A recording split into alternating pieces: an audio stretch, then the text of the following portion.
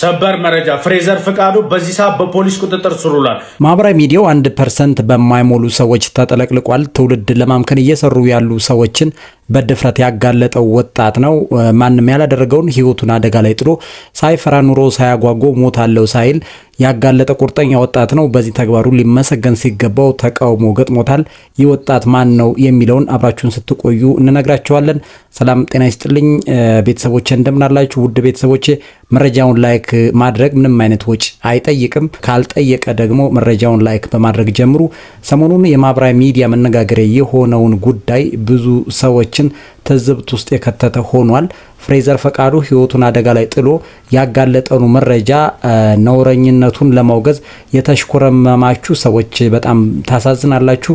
ጋዜጠኛው ያደረገው ነገር እኮ ትውልድ የሚያመክን ሀገር እንዳይቀጥል የሚያደርግ መሆኑ ይታወቃል። ይህ የገባው ፍሬዘር ምንም ነገር ሳይበግረው ሪስክ ወስዶ ያጋለጠው መረጃ ብዙዎቻችን በቸልተኝነት በማለፋችን በጣም ጥቂት የሚባሉ ሰዎች አጀንዳውን ዳይቨርት አድርገውት ጋዜጠኛው የሰራውን ወንጀል ለማድበስበስ የሄዱበት ርቀት በጣም የሚያስገርም የሚያሳዝን ነው። ጉዳዩን የሚያወግዙት ሰዎች ብዙ መሆናቸው ቢታወቅም ፍሬዘር ባጋለጠው የድምጽና የጽሁፍ ማስረጃ ላይ ያሳየነው ድጋፍ አነስተኛ መሆኑን ተከትሎ የዚህ ተግባር ደጋፊዎች የደቦ ፍርድ በሚል ካባ አጀንዳውን ለማድበስበስ የሄዱበት ርቀት እጅግ አስገራሚና ምን ያክል ለዓላማቸው ቁርጠኛ መሆናቸውን የሚያሳይ ነው።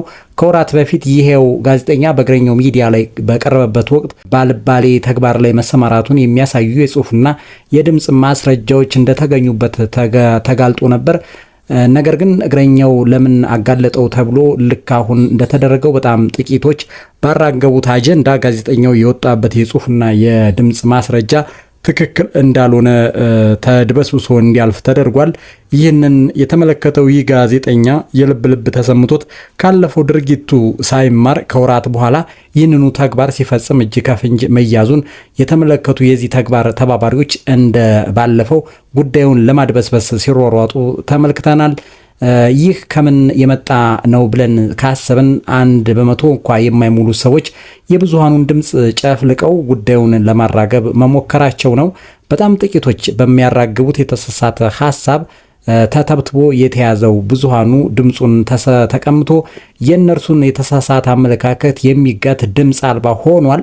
የድምጽ መልእክት፣ የጽሁፍ መልእክት፣ የድምጽ ቅጂ እንዲሁም በአካል እጅ ከፍንጅ ከመያዝ በላይ ምንም አይነት ማስረጃ ማቅረብ አይቻልም። ከዚህ የተረዳ ነው ማህበራዊ ሚዲያ ላይ የሚሰራጨው አብዛኛው ኮንተንት ክሬተር የሚያሰራጨው ለትውልድ መዳን ሳይሆን ለገንዘብ ብቻ እንደሆነ የተረዳንበት ነው። ምክንያቱም ፍሬዘር ያጋለጠው መረጃ ከስሩ በማጋራት ጉዳዩ ለሚመለከተው አካል እንዲደርስ ከማድረግ አንጻር ክፍተቶች ተስተውሏል። አንዳንዶች የተቆራረጠ ቪዲዮ በማዳበጥ ፍሬዘር ውሸታም ነው ያሉ ሰዎችም አሉ። ነገር ግን ፍሬዘር የጋዜጠኛው ቅሌት ሌሎች ሰዎች ላይ ሳይዛመት ባጭሩ ለማስቀረት በእጁ ላይ ያሉ ማስረጃዎችን በመልቀቅና ግልጽ ያልሆኑና የግልጸኝነት ጉዳዮች ላይ ሚዲያ ላይ በመቅረብ ግልጽ ለማድረግ ጥረቶችን አድርጓል። ነገር ግን ለጋዜጠኛው ድጋፍ የሰጡት ሰዎች ለጋዜጠኛው ከመቆርቆር የተነሳ ሳይሆን ተግባሩ የእነርሱም ተግባር በመሆኑ ፍሬዘር ያወጣውን ማስረጃና የሚናገረውን እውነት መቀበል አልፈለጉም። ካለመቀበል አልፎ በፍሬዘር ላይ ዛቻና ማስፈራሪያ ያስተላለፉም እንዳሉ አይተናል። የዚህ ጉዳይ አራጋቢዎች በልጁ ላይ ዛቻና ማስፈራሪያ በማድረስ እንዲሁም በማሸማቀቅ ነገሩን ተድበስብሶ እንዲያልፍ ያደረጉት ሚና እጅግ ከፍተኛ መሆኑ ይታያል። እንግዲህ ይህ ጉዳይ ሆኖ ዛሬ ፍሬዘር ፍቃዱ ያደረገው ተግባር ወይም ደግሞ ጋዜጠኛ ሶፎንያስን አዳማ ላይ እንዲደበደብ ያደረገበት መንገድ ትክክል ስላልሆነ በሕግ ቁጥጥር ስር መዋሉ እየተሰማ ነው። እንግዲህ ይህ የሕግ ጉዳይ ነው። በሕግ ጉዳይ ገብተን መፈትፈት አንችልም። ምክንያቱም ፍሬዘር ፍቃዱ ልጁን ማስደብደብ ወይም ደግሞ እንዲደበደብ ማድረግ አልነበረበትም። ምክንያቱም በሕግ ቁጥጥር ስር ውሎ ጉዳዩ እንዲጣራ ማድረግ ነበረበት። ነገር ግን እንዲደበደብ የተደረገበት መንገድ ትክክል ስላልሆነ እንግዲህ የአዳማ ፖሊስ በሕግ ቁጥጥር ስር እንዲውል አድርጎታል። ይህን ጉዳይ በሕግ የተያዘ ጉዳይ ስለሆነ ምንም ነገር ማለት አንችልም አንፈልግምም። ነገር ግን 1% የማይሞሉ ሰዎች የጋዜጠኛውን ተግባር እንግዲህ ከማውገዝ ይልቅ ትክክል እንደሆነ እያራገቡት ነው። የደቦ ፍርድ በሚል የጅምላ ፍረጃ በመምጣት በመደራጀት እንግዲህ የልጁን ጉዳይ በማድበስበስ ላይ ናቸው። ነገር ግን ይህ ጉዳይ ለሀገርም ለወገንም ለልጆቻችንም የሚጠቅም ስላልሆነ በትክክል የተደረገው ነገር ተጣርቶ የህግ እርምጃ እንዲወሰድበት እና በህግ ቁጥጥር ስር እንዲውል ማድረግ ከሁሉም የሚጠበቅ ጉዳይ ነው። ነገር ግን ልጁ በህግ እንዳይጠየቅ የሚደረጉ የማህበራዊ ሚዲያ ዘመቻዎች ትክክል አይደሉም። ለልጁም የሚጠቅሙ ለጋዜጠኛውም የሚጠቅሙ አይደሉም። እንግዲህ እዚህ ለማየት ያለብን ሌላው ጉዳይ ፍሬዘር ፈቃዱ ልጁን መደብደብ አልነበረበትም፣ ማስደብደብ አልነበረበትም።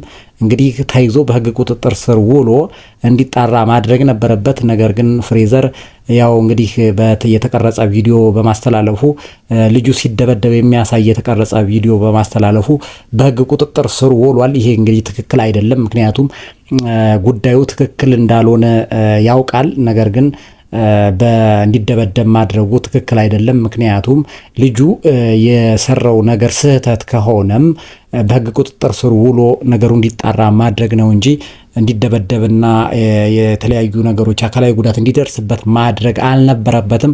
ነገር ግን ያው ፍሬዘር ከመናደዱ የተነሳ ይህን ጉዳይ በማድረጉ በህግ ቁጥጥር ስር ውሏል። እንግዲህ ይህ የህግ ጉዳይ ነው። ህግ የሚያደርገውን አብረን እናያለን። እስካሁን ስንከታተለው የቆየ ነው። እንግዲህ ፍሬዘር ጋዜጠኛው ሶፎንያስ ያደረገውን ጉዳይ በማጋለጡ የተፈጠረውን ጉዳይ ይመለከታል። እንግዲህ በዚህ ጉዳይ ላይ የተለያዩ ሀሳብ አስተያየቶች ተሰጥተዋል፣ እየተሰጡ ነው። ፍሬዘርን እየደገፉ አሉ፣ እንደገና ፍሬዘርን የነቀፉ አሉ። ፍሬዘር ያወጣው ጉዳይ ትክክል ነው።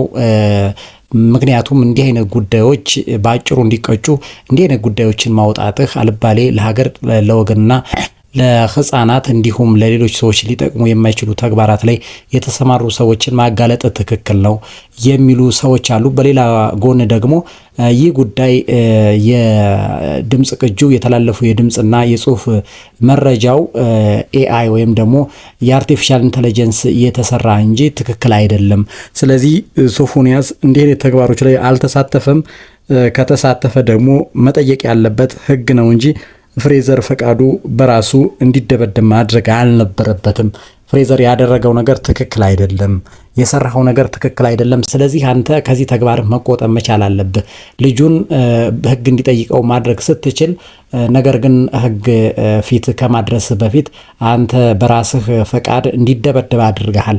ይህን ማድረግ ደግሞ ትክክል አይደለም በሚል ሀሳብ አስተያየታቸውን ሰጥተዋል። እንግዲህ እኛም በማህበራዊ ሚዲያ የነበረውን ሽኩቻና ትልቅ አጀንዳ ወደ እናንተ አድርሰናል።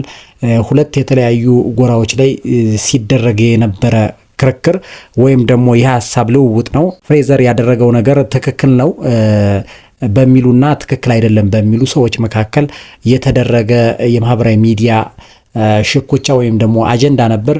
ይህን ጉዳይ እንግዲህ ለማጣራት ፖሊስ ፍሬዘር ፈቃዱን በቁጥጥር ስር አውሎ ጉዳዩን በማጣራት ላይ እንደሆነ ሰምተናል።